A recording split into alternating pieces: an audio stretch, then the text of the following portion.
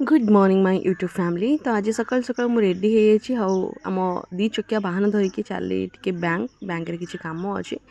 से कम सारापर ये आसी गोल्ड शॉप को कहीं मो सान बो देते किसी जिनस जोड़ा भांगी जाता रिपेयरिंग करने मैंने ठीक करने छोट मोट कम सारिकी घर को आसली आ मत गोटे ताबिज जेहतु किणवार था तो ये गाँव में सबकि मिलूँ माने गाँ एवं सहर ठू भी अधिक हो गला कहीं आम सहर में जाइना निजे दुकान को जाए किणु किंतु एठी घर दुआर मुहर सब आसू आराम से बहुत कम प्राइस दौरान टी पूर्व जो रूपार ताबिजटा देखुले से बो मो किणी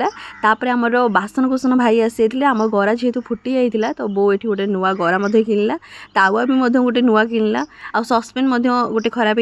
होता बो मो गोटे छोट गराटा किणी कि ये गराटा बहुत बड़ अच्छे सब जिन किणाकिणी कर सारापर ये आम बस भौणी मैंने समस्ते फेस केयर नापी एक्चुअली मो भौणी ऑनलाइन ऑर्डर करथिला किछटा पाउडर जेमती कि मुल्तानी पाउडर टर्मेरिक पाउडर आउ कौन ऑरेंज पाउडर नीम पाउडर एमती 6-7 प्रकार भेराइटी थिला तो ताको पेस्ट करके आम ये फेस लगाऊँ टे केयर करने किंतु ऑनलाइन एते फेक पड़ो बोली केबे भी बिलीव कर नी कहीं ये सब जो प्रोडक्ट सब नेचुरल लिखाई